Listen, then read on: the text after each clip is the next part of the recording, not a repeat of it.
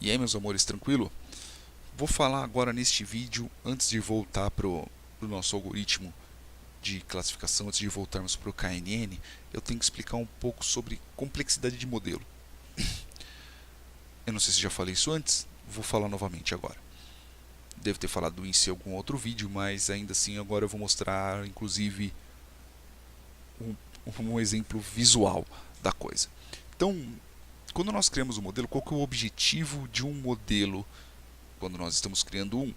É uma boa generalização. Então eu quero que o modelo tenha X% de precisão, sei lá, 90%, 80%, 70%, né? E que ele me volte resultados, satisfatórios. Quanto mais generalista ele for, melhor.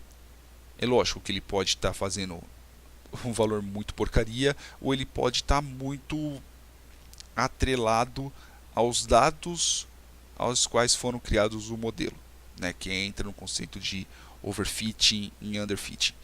E eu vou explicar um pouquinho aqui. Qual que é o problema disso? Quando no exemplo anterior eu disse, né, com algo com unidimensional, que é simplesmente só a questão do, onde eu estou tratando aqui a altura e aqui o peso, certo? Veja que é algo bem simples, né? Eu somente tenho uma única dimensão, que é só o x, e o resultado que eu tenho já é o y. Só que, e se eu começasse a complicar um pouco mais? Né? Então, ao contrário de eu somente ter uma única dimensão, que é a altura, eu posso colocar, por exemplo, aqui um x2, que sei lá, a idade. Então eu já teria já um x2 para poder classificar. Eu posso ter uma terceira dimensão ainda por cima. Eu posso colocar, sei lá, eu posso colocar nacionalidade. Eu posso colocar hábitos alimentacionais é tenso. Hábitos alimentares, eu posso colocar qualquer ingestão calórica que aquela pessoa adquire por dia, a média de ingestão calórica. Veja que quando nós começamos a entrar em algo multivariado, quando as dimensões do nosso modelo, dos nossos dados, não do modelo em si, mas quando as dimensões dos dados elas começam a complicar e elas começam a entrar em escalas diferentes, por exemplo, porque eu digo em escalas diferentes, por exemplo, idade, certo? Idade, se a gente medir, vamos medir em anos. Não vou escrever com um não, tá? Em anos. Então, por exemplo, eu tenho uma pessoa que tem 20 anos, eu tenho uma pessoa que tem 13 anos. É lógico que a gente pode dividir isso daqui por meses, dias, etc. Mas eu vou simplificar aqui. Agora, imagina se eu for para colocar isso daqui em calorias. Né? Neste caso, eu vou chamar de quilocalorias. Então, eu vou colocar só em calorias mesmo. Então, eu vou colocar, sei lá, que a pessoa consuma 20.000 calorias, né? Ou quilocalorias, eu não lembro exatamente qual que é a escala, se ele está em quilocalorias ou se ele está em calorias, né? Perdão qualquer erro, mas vamos dizer que seja, sei lá, tipo 2.000 quilocalorias, né? Então, é lógico, se for só em vocês entenderam, né? Então, a caloria, por exemplo, ela é numa escala muito diferente. A gente está tratando de 2.000, 500, 700, né? Então, por exemplo, a altura nós estamos tratando em metros, então nós temos, sei lá, 1,75, nós temos 1,90, né? E assim sucessivamente. Lógico que existem técnicas para nós podermos diminuir essa dimensionalidade ou tirarmos alguns atributos, né, que não estão sendo tão usados no nosso modelo, mas enfim, vocês já viram a complexidade que pode chegar determinado dado, determinada situação ao qual você vai ter que criar um modelo, né? Então, quanto mais complexo você vai deixando esse modelo, mais atrelado aos dados de treino ele fica e bem provável que menos generalista ele fique. Vou dar um exemplo aqui, inclusive eu já disse no vídeo número 6, mas eu vou rodar aqui novamente. Veja que aqui com o KNN ele com 1, veja que a linha de decisão, né, então a gente está bem, vamos dizer assim, bem junta, né, bem presa aos dados do modelo. Então, tirando este verdinho aqui, que ele está aqui no meio, que não tem como ele classificar com alguma outra coisa, os dados azuis aqui, ó, o vermelho, ele tem a área dele, e o outro vermelhinho ele tem a área dele, que isso quer dizer o quê? Que qualquer ponto que entrar aqui no meio, ele vai ser considerado como um vermelho, qualquer ponto que entrar aqui vai ser considerado como um verde. Aqui esse verdinho está tão no meio dos vermelhos que somente se caísse em cima dele mesmo ele seria considerado como um verde, e assim por diante. Só que se eu começar a aumentar a complexidade do modelo, por exemplo, se eu colocar aqui ele como 3, veja que ele já começa a ficar um pouco menos, né? Então, por exemplo, se eu pegar aqui ferramenta de captura e eu fazer aqui um print, só para mostrarmos. Então, eu pegar aqui e mudar novamente aqui para 1,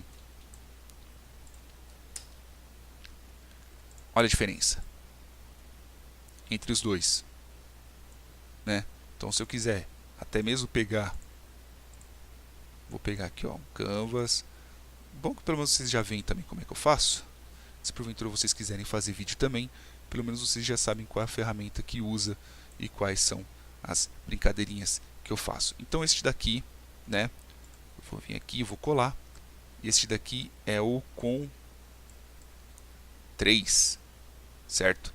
Este daqui é o com 3. Eu estou com o mouse mesmo. Então, ó, esse daqui é o KNN3. Se eu vier para cá, novamente, e eu fizer a captura deste daqui, este daqui é o KNN com um único vizinho, né? Então, aqui, se eu voltar e colar ele, espero que não tenha saído. Mas vocês entenderam aqui. Então, aqui é somente com um vizinho. Agora, se eu pegar e eu colocar, vamos dizer que eu coloque, sei lá, para 9 vizinhos para poder criar um modelo. Então, veja que ele aqui ele já é bem diferente. Se eu voltar aqui e colar-lo-ei, está aqui. Veja que o limite de decisão, né, a linha de decisão entre cada um deles, eles vão meio que se afirmando, né, vão meio que diminuindo. Veja que aqui no 1, este pontinho aqui sozinho, ele teria uma grande área para ser considerado como vermelho. Já quando chega aqui, ó, existem poucas chances de ser colocado no vermelho numa área que é predominantemente verde. Se eu vier aqui para o 9, por exemplo, veja que, ó, esses pontos aqui desse vermelho já foi. Aumentou um pouquinho a área do vermelho para cá, mas ó, veja que agora o vermelhinho já está bem mais delimitado.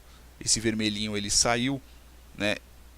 E ele vai se atrelando conforme os dados. Quanto maior a quantidade, que é 9, é que eu estou com o mouse, tá? Por isso está tudo torto, como se minha letra normal fosse bonita. Conforme a maior quantidade de vizinhos forem colocados, né, diminui a complexidade do dado.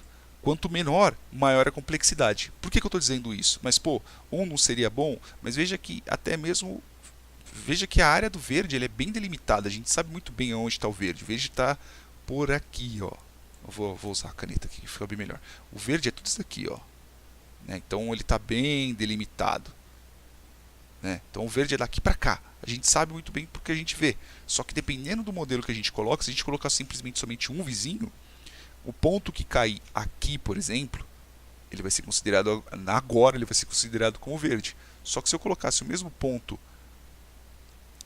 aqui, talvez ele fosse considerado como talvez não, ele seria considerado um vermelho.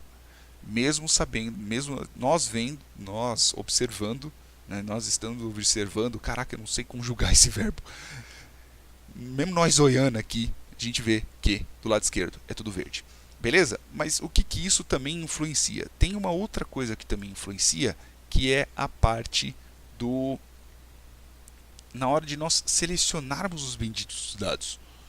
Ok? Na hora que nós fazemos a divisão entre treino e teste, pode ser que aconteça algo um pouco mais diferente nessa complexidade, que não entra simplesmente só na quantidade de vizinhos, mas como que ela é feita a seleção. Ok? No próximo vídeo eu continuo, que é para não ficar um vídeo muito longo. Beleza, meus amores? Até mais!